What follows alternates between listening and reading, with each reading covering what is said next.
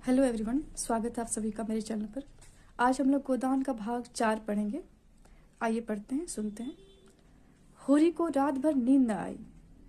नीम के पेड़ तले अपनी बांस की खाट पर पड़ा बार बार तारों की ओर देखता था। गाय के लिए एक नाद गाड़नी है। बैलों से अलग उसकी नाद रहे तो अच्छा। अभी तो रात को बाहर ही रहेगी, लेकिन चौमासे में उसके लिए कोई दूसरी जगह ठीक करनी होगी। बाहर लोग नजर लगा देते हैं। कभी कभी तो ऐसा टोना टोटका कर देते हैं कि गाय का दूध ही सूख जाता है। थन में हाथ ही नहीं लगाने देती, लात मारती है। नहीं, बाहर बांधना ठीक नहीं। और बाहर नाद भी कौन गाड़ने देगा। कारिंदा साहब नजर के लिए मुंह फुलाएंगे। छोटी छोटी बात के लिए राय साहब के पास फरियाद ले जाना भी उचित नहीं। और कारिंदे के सामने मेरी कौन सुनता है। उनसे कुछ कहूं तो कारिंदा दुश्मन हो जाए। जल में रहकर मगर से बैर करना लड़कपन है। ये जो पंक्ति अभी आपने सुना कि जल में रहकर मगर से बैर करना लड़कपन है, यह होरी ने कहा है। भीतर ही बांधूंगा। आंगन है तो छोटा सा, लेकिन एक मड़ैया डाल देने से काम चल जाएगा। अभी पहला ही बयान है, 5 सेर से क्या कम दूध देगी। सेर भर तो गोबर ही को चाहिए। रुपया दूध देकर कैसी ललचाती रहती है। अब पिए जितना चाहे। कभी कभी 2-4 सेर मालिकों को दे आया करूंगा। कारिंदा साहब की पूजा भी करनी ही होगी और भोला के रुपए भी दे देने चाहिए। सगाई के ढकोसले में उसे क्यों डालूं। जो आदमी अपने ऊपर इतना विश्वास करे, उससे दगा करना नीचता है। 80 रुपए की गाय मेरे विश्वास पर दे दी। नहीं, यहाँ तो 1 पैसे को कोई नहीं पतियाता। सन में क्या कुछ मिलेगा। अगर 25 रुपए भी दे दूं तो भोला को ढाढ़स हो जाए। धनिया से नाहक बता दिया। चुपके से गाय लाकर बांध देता तो चकरा जाती। लगती पूछने किसकी गाय है, कहाँ से लाए हो। खूब दिख करके तब बताता। लेकिन जब पेट में बात बचे भी, कभी 2-4 पैसे ऊपर से आ जाते हैं, उनको भी तो नहीं छिपा सकता। और यह अच्छा भी है, उसे घर की चिंता रहती है। अगर उसे मालूम हो जाए कि इनके पास भी पैसे रहते हैं तो नखरे बघारने लगे। गोबर जरा आलसी है। नहीं, मैं गौ की ऐसी सेवा करता कि जैसी चाहिए। आलसी वालसी कुछ नहीं है। इस उम्र में कौन आलसी नहीं होता। मैं भी दादा के सामने मटर गश्ती ही किया करता था। बेचारे पहर रात से कुट्टी काटने लगते। कभी द्वार पर झाड़ू लगाते, कभी खेत में खाद फेंकते। मैं पड़ा सोता रहता था। कभी जगा देते तो मैं बिगड़ जाता और घर छोड़कर भाग जाने की धमकी देता था। लड़के जब अपने माँ बाप के सामने भी जिंदगी का थोड़ा सा सुख न भोगेंगे, तो फिर जब अपने सिर पर पड़ गई तो क्या भोगेंगे। दादा के मरते ही क्या मैंने घर नहीं संभाल लिया। सारा गांव यही कहता था कि होरी घर बर्बाद कर देगा। लेकिन सिर पर बोझ पड़ते ही मैंने ऐसा चोला बदला कि लोग देखते रह गए। शोभा और हीरा अलग ही हो गए। नहीं, आज इस घर की और ही बात होती। 3 हल एक साथ चलते। अब तीनों अलग अलग चलते हैं। बस समय का फेर है। धनिया का क्या दोष था। बेचारी जब से घर में आई कभी तो आराम से न बैठी। डोली से उतरते ही सारा काम सिर पर उठा लिया। अम्मा को पान की तरह फेरती रहती थी। जिसने घर के पीछे अपने को मिटा दिया, देवरानियों से काम करने को कहती थी तो क्या बुरा करती थी। आखिर उससे भी तो कुछ आराम मिलना चाहिए। लेकिन भाग्य में आराम लिखा होता तब तो मिलता। तब देवरों के लिए मरती थी, अब अपने बच्चों के लिए मरती है। वह इतनी सीधी, गमखोर, निर्छल न होती तो आज शोभा और हीरा जो मूछों पर ताव देते फिरते कहीं भीख मांगते होते। आदमी कितना स्वार्थी हो जाता है। जिसके लिए लड़ो वही जान का दुश्मन हो जाता है। यह पंक्ति भी होरी के द्वारा कहलवाई है प्रेमचंद ने कि आदमी कितना स्वार्थी हो जाता है। जिसके लिए लड़ो वही जान का दुश्मन हो जाता है। होरी ने फिर पूर्व की ओर देखा। शायद भिनसार हो रहा है। गोबर काहे को जागने लगा। नहीं, कह के तो यही सोया था कि मैं अंधेर ही चला जाऊंगा। जाकर नाद तो गाड़ दूं। लेकिन नहीं, जब तक गाय द्वार पर ना आ जाए नाद गाड़ना ठीक नहीं। कहीं भोला बदल गए या और किसी कारण से गाय न दी तो सारा गांव तालियां पीटने लगेगा। चले थे गाय लेने, पट्टे ने इतनी फुर्ती से नाद गाड़ दी मानो इसी की कसर थी। भोला है तो अपने घर का मालिक, लेकिन जब लड़के सयाने हो गए तो बाप की कौन चलती है। कामता और जंगी अकड़ जाएं तो क्या भोला अपने मन से गाय मुझे दे देंगे। कभी नहीं। सहसा गोबर चौंक कर उठ बैठा और आंखों को मलता हुआ बोला, अरे यह तो भोर हो गई। तुमने नाद गाड़ दी दादा। होरी गोबर के सुगठित शरीर और चौड़ी छाती की ओर गर्व से देखकर और मन में यह सोचते हुए कि कहीं इसे गोरस मिलता तो कैसा पट्ठा हो जाता।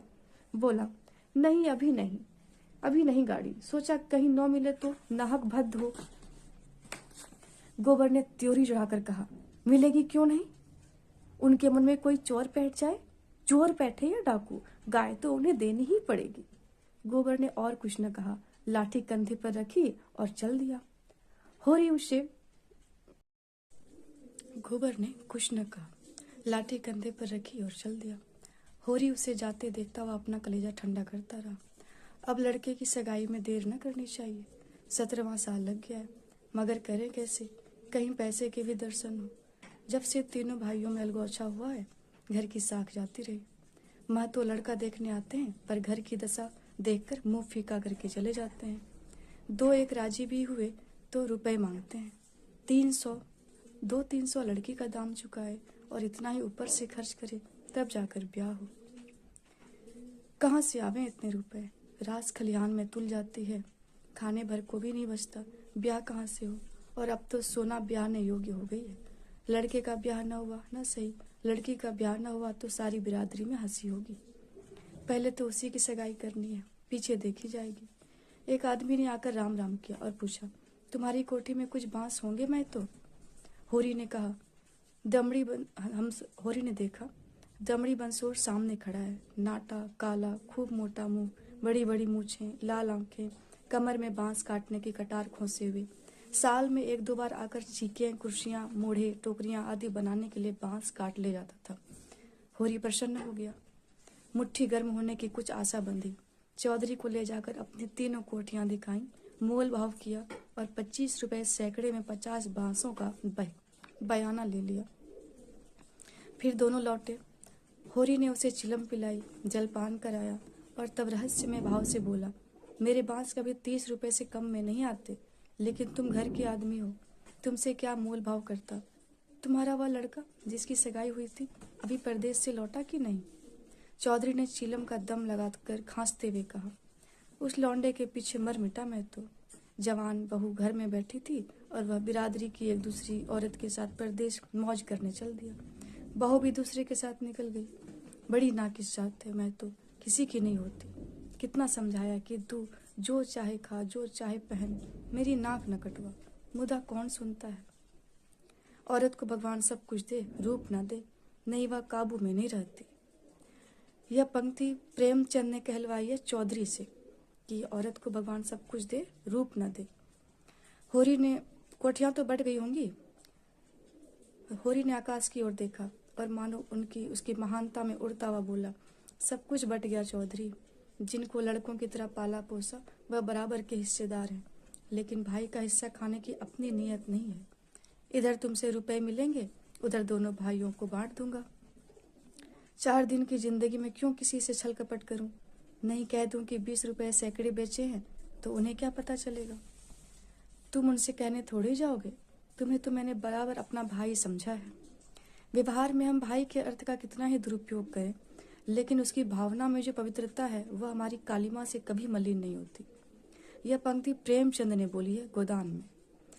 होरी ने अप्रत्यक्ष रूप से यह प्रस्ताव करके चौधरी के मुंह की ओर देखा कि वह स्वीकार करता है या नहीं। उसके मुख पर कुछ ऐसा मिथ्या विनीत भाव प्रकट हुआ जो भिक्षा मांगते समय मोटे भिक्षुकों पर आ जाता है। चौधरी ने होरी का आसन पाकर चाबुक जमाया। हमारा तुम्हारा पुराना भाईचारा है, मैं तो, ऐसी बात है भला। लेकिन बात यह है कि ईमान आदमी बेचता है तो किसी लालच में। 20 रुपए नहीं, मैं 15 रुपए कहूंगा, लेकिन जो 20 रुपए के दाम लो। होरी ने खिसिया कर कहा, तुम तो चौधरी अंधेर करते हो। 20 रुपए में कहीं ऐसे बांस जाते हैं? ऐसे क्या, इससे अच्छे बांस जाते हैं 10 रुपए पर। हाँ, 10 कोस और पश्चिम चले जाओ, मोल बांस का नहीं है, शहर के नगीच होने का है। आदमी सोचता है जितनी देर वहां जाने में लगेगी उतनी देर में तो 2-4 रुपए का काम हो जाएगा। सौदा पट गया। चौधरी ने मिर्जई उतार कर छान पर रख दी और बांस काटने लगा। ऊख की सिंचाई हो रही थी। हीरा बहू कलेवा लेकर कुएं पर जा रही थी। चौधरी को बांस काटते देखकर घूंघट के अंदर से बोली, कौन बांस काटता है? यहाँ बांस न कटेंगे। चौधरी ने हाथ रोक कर कहा, बांस मोल लिए हैं, 15 रुपए सैकड़े का बयाना हुआ है, 7 में नहीं काट रहे हैं। हीरा बहू अपने घर की मालकिन थी।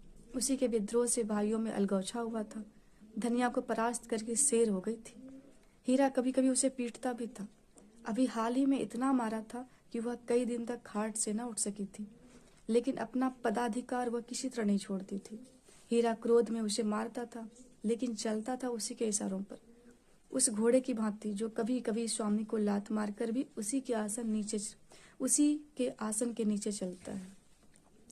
कलेवे की टोकरी सिर से उतार कर बोली, 15 रुपए में हमारे बांस न जाएंगे। चौधरी औरत जात से इस विषय में बातचीत करना नीति विरुद्ध समझते थे। बोले, जाकर अपने आदमी को भेज दो, जो कुछ कहना है आकर कहें। हीरा की बहू का नाम पुन्नी था। बच्चे 2 ही हुए थे, लेकिन ढल गई थी। बनाव सिंगार से समय के आघात का समन करना चाहती थी, लेकिन गृहस्थी में भोजन ही का ठिकाना न था। सिंगार के लिए पैसे कहाँ से आते? इस अभाव और विवशता ने उसकी प्रकृति का जल सुखाकर कठोर और शुष्क बना दिया था, जिस पर एक बार फावड़ा भी उछट जाता था। समीप आकर चौधरी का हाथ पकड़ने की चेष्टा करती हुई बोली, आदमी को क्यों भेज दूं? जो कुछ कहना हो मुझसे कहो ना। मैंने कह दिया, मेरे बांस न कटेंगे। चौधरी हाथ छुड़ाता था और पुन्नी बार बार पकड़ लेती थी। 1 मिनट तक यही हाथापाई होती रही। अंत में चौधरी ने उसे जोर से पीछे धकेल दिया। पुन्नी धक्का खाकर गिर पड़ी, मगर फिर संभली और पांव से तल्ली निकालकर चौधरी के सिर, मुंह, पीठ पर अंधाधुंध जमाने लगी।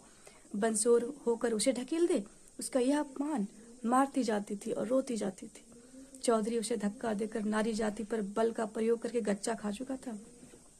खड़े खड़े मार खाने के सिवा इस संकट से बचने की उसके पास और कोई दवा न थी।